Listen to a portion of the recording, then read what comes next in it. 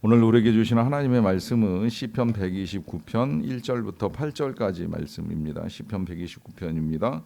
129편 1절부터 8절까지 말씀을 저와 여러분들이 한 절씩 교독으로 받들어 읽겠습니다. 이스라엘은 이제 말하기를 그들이 내가 어릴 때부터 여러 번 나를 괴롭혔도다. 그들이 내가 어릴 때부터 여러 번 나를 괴롭혔으나 나를 이기지 못하였도다. 바가는 자들이 내 등을 갈아 그 고랑을 길게 지었도다. 여호와께서는 의로우사 악인들의 줄을 끊으셨도다. 무릇 시온을 미워하는 자들은 수치를 당하여 물러갈지어다. 그들은 지붕의 풀과 같을지어다. 그것은 자라기 전에 마르는 것이라. 이런 것은 베는 자의 손과 묶는 자의 품에 차지 아니하나니 지나가는 자들도 여호와의 복이 너희에게 있을지어다 하거나 우리가 여호와의 이름으로 너희에게 축복한다 하지 아니하느니라. 아멘. 어제 말씀에서 우리는 하나님께서 우리에게 복과 형통을 약속하신 내용을 읽었습니다.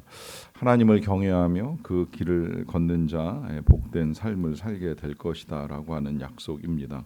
이 약속을 믿고 우리가 하나님을 경외합니다. 그런데 정말 우리의 인생이 복된가 하는 의문이 들 때가 찾아옵니다. 이유는 생각보다 삶이 힘들기 때문입니다. 때로는 괴로운 일을 겪게 됩니다.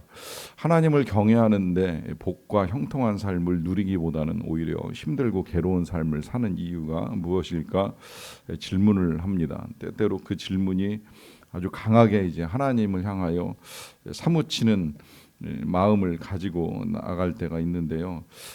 소설가 박완서 씨도 아들을 먼저 잃게 되었을 때에 하나님께서 딱 한 말씀만이라도 좀 해주셨으면 좋겠다는 탄식으로 하나님께 기도한 적이 있다라고 하는 고백을 읽은 적이 있습니다. 그만큼 뜻하지 않은 일들 앞에 정말 우리가 복된가, 정말 우리가 형통한가 하는 질문을 할 수밖에 없습니다.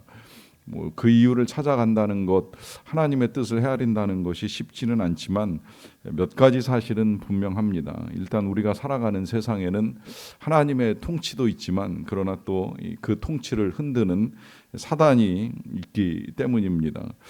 또 죄의 지배 아래 이 세상이 있다 보니까 그 죄의 강한 권세 아래서 악한 일들이 일어납니다. 그 지배를 받는 악한 사람들에 의해서 악한 일을 겪어 나가기도 합니다. 이 악이 공존함으로 겪게 되는 세상의 여러 가지 일과 상황들 속에서 우리는 괴로움을 당하게 됩니다. 오늘 시인은 그 괴로움의 깊이를 아주 독특한 이제 비유로 우리에게 말씀을 해 주셨는데요. 3절에 보시면 밭가는 자들이 내 등을 갈아 그 고랑을 길게 지었도다라고 합니다. 이 밭을 가려고 하다 보면 때로는 이제 이 고랑을 만들 수밖에 없는데 지금 시인은 이 밭가는 자들이 등을 갈았다 그래요. 사람의 등에다가 골을 팠다라고 하는 의미입니다. 비유적으로 이제 그만큼 힘든 상황, 정말 누군가 내 등을 갈라놓는 것만 같은 이제 그런 상황이라고도 여길 수가 있는데요. 우리는 실제로 우리 예수님께서 이와 같은 일을 겪으셨다라고 하는 것을 분명하게 알고 있습니다. 우리 예수님께서 십자가에 매달리시기 전에 사람들에 의해서 고난을 당하실 때에는 그 등에 고랑이 패이는 것 같은 고난을 감당하셔야만 했지요. 그래서 실제로 지금 이 129편 3절의 본문은 우리 예수님께서 십자가 직전에 그 채찍을 맞으시는 사건을 이제 이미 예표한 예언의 말씀으로 사용될 만큼 실제로 등에 고랑이 패이는 일을 겪으셨습니다. 더 힘든 건 이제 등에 고랑이 패이는 것 이상으로 마음에 고랑이 패이는 것이라고 할 수가 있겠는데요. 마음에 고랑이 패이는 이유는 여러 가지입니다. 우리 예수님처럼 무죄함에도 불구하고 억울하게 죄인으로 몰려서 죄수의 입장에 이제 놓이게 되는 것도 마음에 고랑이 패이는 일이 될 수가 있겠고요.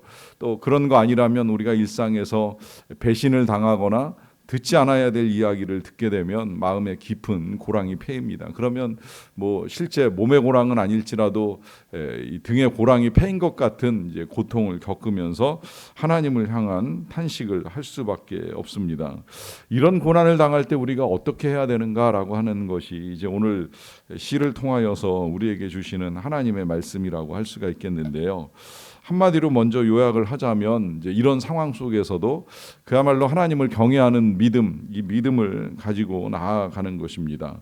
오늘 시인은 이렇게 시가 시작이 되었어요. 이스라엘은 이제 말하기를 그들이 내가 어릴 때부터 여러 번 나를 괴롭혔도다. 그들이 괴롭혔다는 사실 자체를 이제 숨기지 않아요. 그런데 2절에 이렇게 이제 이어나갑니다. 그들이 내가 어릴 때부터 여러 번 나를 괴롭혔으나 나를 이기지 못하였도다라고 합니다. 그러니까 괴롭힘을 당한 것도 여러 번이지만 그러나 그 괴롭힘 때문에 패배하지는 않았다는 거예요. 이걸 조금 바꾸어서 표현을 하자고 하면 고난을 여러 번 당했지만 힘든 일을 여러 번 겪었지만 괴로운 일을 많이 당했지만 그러나 그것 때문에 결국 실패한 것이 아니라고 하는 것입니다. 왜냐하면 하나님이 함께 하시고 하나님이 승리를 주셨기 때문입니다. 그 근거의 말씀이 4절에 있는데요. 여호와께서는 의로우사 악인들의 줄을 끊으셨도다라고 하는 말을 합니다. 자, 여기서 이제 그들이 이길 수 없었던 이유가 먼저 나오지요. 그것은 하나님께서 의로우시기 때문입니다. 그러니까 아무리 세상에서 불의한 일들로 말미암아 우리가 부당한 일들을 겪어 나간다고 할지라도 의로우신 하나님이 계심으로 말미암아 끝내 그 불의가 의를 이기지 못하고 악이 선을 이기지 못한다는 거예요.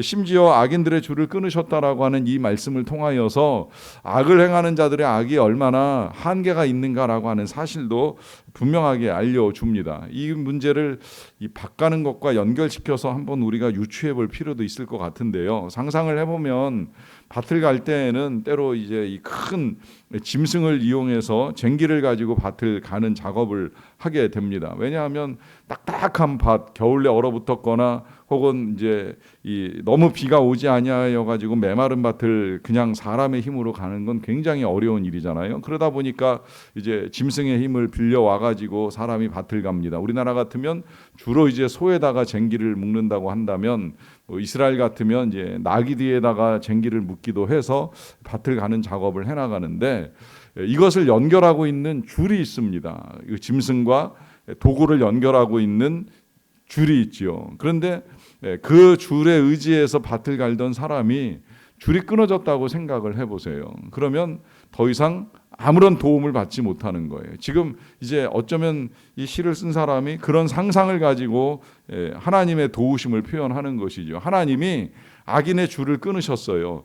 소와 이 쟁기를 연결하고 있는 줄을 끊어내신 겁니다. 그러면 밭을 가는 것 같아도 실은 아무 힘을 쓸 수 없게 되는 것이죠. 이러한 때가 하나님의 백성에게 이른다는 거예요. 그래서 지금 당장은 그야말로 내 등에 고랑을 길게 짓는 것처럼 마음 아픈 일들이 일어난다고 할지라도 지속적으로 그 일이 이루어지는 것이 아니라 결국은 하나님께서 끊어내시는 때가 이르게 된다 하는 것입니다. 그 끊어짐의 상태를 이제 또 다른 형태로 비유를 하는데요. 6절입니다. 그들은 지붕의 풀과 같을지어다. 그것은 자라기 전에 마르는 것이라 합니다.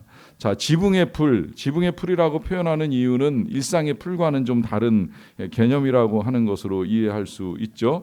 일상의 풀들은 정말 거꾸로 말라 있는 것 같지만 오히려 이제 비만 한번 내리면 금방 다시 생명력을 가지고 자라는 모습을 보여주고요. 또 때로는 밟히는 것 같지만 밟혔음에도 불구하고 오히려 잡초가 그런 짓밟힘 속에서도 무성하게 자라나가는 것을 보여주는데 지붕의 풀은 다르다는 거예요. 뿌리를 내리고 있지 못하니까 조금 자라는 것처럼 보일 수는 있지만 결국은 말라버린다라고 하는 의미입니다.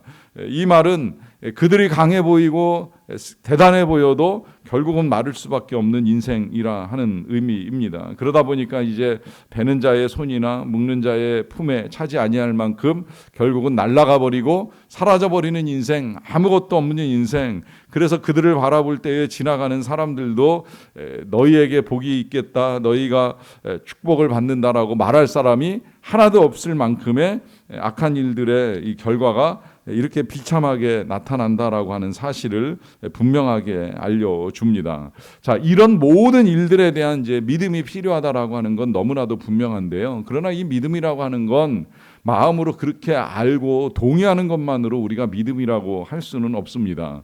믿음은 마음으로 믿는 것도 중요하지만 입으로 시인하여 구원을 받는다는 로마서의 말씀처럼 우리의 믿음을 입 밖으로 표현하는 고백이 필요한데요.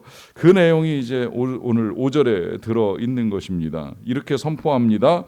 무릇 시온을 미워하는 자들은 수치를 당하여 물러갈지어다라고 하는 선포입니다. 자, 여기서 지금 이 이스라엘이 많은 나라들에 의하여 여러 번 괴로움을 당하였지만 그 괴로움을 이길 수 있게 해주신 하나님이 계시다는 사실을 믿고 그 믿음으로 지금 이 시인이 이제 보여주는 믿음의 태도는 선포하는 거예요. 무릇 시온 예루살렘을 미워하는 자들, 이스라엘을 미워하는 자들, 더 나아가 하나님의 백성을 괴롭히는 자들은 결국은 수치를 당하여 물러갈지어다라고 하는 믿음의 선포를 하고 있습니다.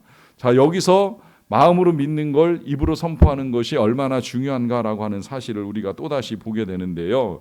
여러분, 이때 이 선포는 유념하셔야 될 것이 그저 하나님께 물리쳐 주세요, 도와주세요, 물러갈 수 있도록 힘써 주세요 정도의 간구가 아니라는 사실이에요. 강하게 선포합니다. 수치를 당하여 물러갈지어다라고 하면서 그들의 입술로 선포를 하는 거예요. 여러분, 그래서 우리가 귀신을 쫓는 기도를 드릴 때에 예수님 쫓아낼 수 있게 도와주세요 정도로 머물러 있으면 안 돼요. 우리에게 어떤 능력이 있든지 사실 우리의 능력을 가지고 우리가 구하는 것이 아니라 예수의 이름으로 그냥 선포하는 거예요. 물러갈지어다, 악한 영은 물러갈지어다, 질병도 물러갈지어다, 또 나쁜 모든 것들이 떠나갈지어다라고 하는 우리 믿음의 선포가 필요합니다. 이것이 우리가 마음으로 믿고 입으로 시인하는 믿음의 고백입니다. 그럴 때에 물러가는 건 우리의 힘에 의한 것이 아니라 주님의 이름으로 주님의 능력으로 이루어지는 일이다라고 하는 사실을 믿는 것이지요. 물론 이제 이와 같은 일들을 행여 우리가 뭐 원수나 아니면 정말 악한 사람들을 향하여 직접적으로 할 수는 없어요. 왜냐하면 우리의 선포는 사람을 향한 선포가 아니라 악한 세력과 악한 영을 향한 선포이기 때문입니다. 그리고 그 선포에 있어서 가장 중요한 것은 하나님의 권세와 능력을 믿는 믿음의 고백을 담고 있어야 하기 때문입니다. 어제 제가 성경을 이렇게 이제 비유한 말씀을 읽어드렸지요. 성경은 기나긴 복의 전시장이다라고 하는 표현을 말씀드렸습니다. 그야말로 성경에는 많은 사람들의 복을 약속하시는 하나님의 약속이 들어 있습니다. 그런데 그 약속을 받은 사람들의 삶이 쉽지는 않았어요. 그들의 삶에 많은 고난이 있었던 거 아실 거예요. 뭐 아브라함도 그랬고 야곱도 그랬고 요셉은 말할 것도 없지요. 뭐 다윗도 하나님의 복과 은혜를 누리기 이전에 사울에게 쫓겨다니는 그 십수년의 세월이 얼마나 고난의 날들이었겠습니까? 그런데 두 가지 분명한 사실이 있죠. 첫째는 그들이 하나님을 경외한다는 사실입니다. 정말 그 길을 걸어가요. 그 길이 험하든지 힘들든지 뭐 오르막이든 내르막이든 돌짝밭이든 끝까지 경외하며 가는 그 길을 멈추지 않는다는 사실이고요. 그리고 이제 또 하나 분명하게 알게 되는 건 어떤 길을 걸었다 할지라도 끝내 하나님이 주시는 승리를 경험합니다. 여러분, 요셉을 괴롭힌 보디발 장군의 아내가 이겼습니까? 요셉이 이겼습니까? 끝내 이긴 사람은 요셉이지요. 다윗을 괴롭히던 사울이 이겼습니까? 다윗이 이겼습니까? 끝내 승리는 다윗에게로 돌아갔습니다. 예수님의 제자들 험한 길을 걸었지만 그들의 인생은 절대 실패가 아니라는 걸 우리는 분명히 알고 있지 않습니까?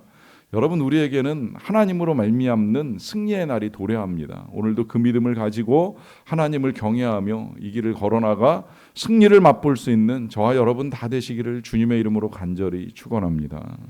기도하겠습니다. 하나님 아버지, 감사합니다. 오늘도 우리가 여호와를 경외하며 이 길을 걸어갈 수 있게 해주셔서 감사드립니다. 때로 피곤하고 고단합니다. 힘들고 괴롭습니다. 그럼에도 불구하고 이 길을 걷게 하여 주신 것을 감사드리고, 또 우리가 걸어갈 때에 홀로 걸어가는 것이 아니라 주님 우리와 함께 걸어가 주셔서 감사합니다.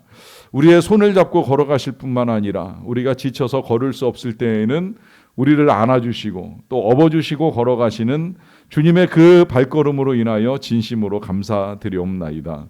때로 세상에서 이런저런 일들을 겪으면서 우리의 등에도 고랑이 패이는 것 같은 아픔을 겪을 때가 있습니다. 마음에 깊은 상처가 패일 때도 있습니다. 하지만 이 모든 것들을 아시는 하나님께서 어루만져 주시고 치료하시고 회복시켜 주시고 다시 살게 하시는 부활의 권능과 능력으로 우리와 함께하여 주시는 줄로 믿사옵나이다. 하옵나니 선포하노라. 우리를 괴롭히고 있는 이 모든 더러운 것들아, 악한 것들아, 질병들아, 사탄 마귀야, 주 예수의 이름으로 명하노니 물러갈지어다. 우리 성도들의 삶에서 그 모든 어두움을 드리우고 괴로움을 가져다 주었던 이 모든 악한 것들아, 예수의 이름으로 선포하노니 물러갈지어다. 주의 은혜가 임할지어다. 평안이 임할지어다. 건강이 임할지어다. 회복함의 역사가 나타날지어다. 주님으로 말미암는 은혜가 풍성하게 역사할지어다. 하나님, 소망하며 구하옵나니 이와 같은 일들을 통하여서 우리 성도들이 다시 용기를 갖게 하여 주시고 소망을 갖게 하여 주시고 하나님이 일하시는 것들을 보게 하여 주시고 그로 인하여서 감사와 찬송과 영광을 하나님께 올려드릴 수 있도록 도와주시기를 간절히 원합니다.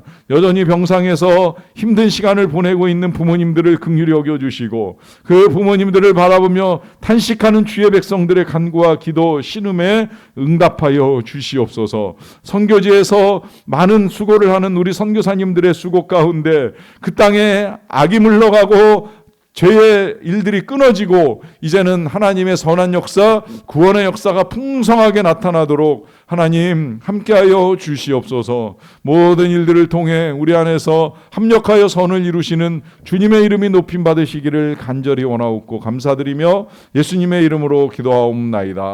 아멘.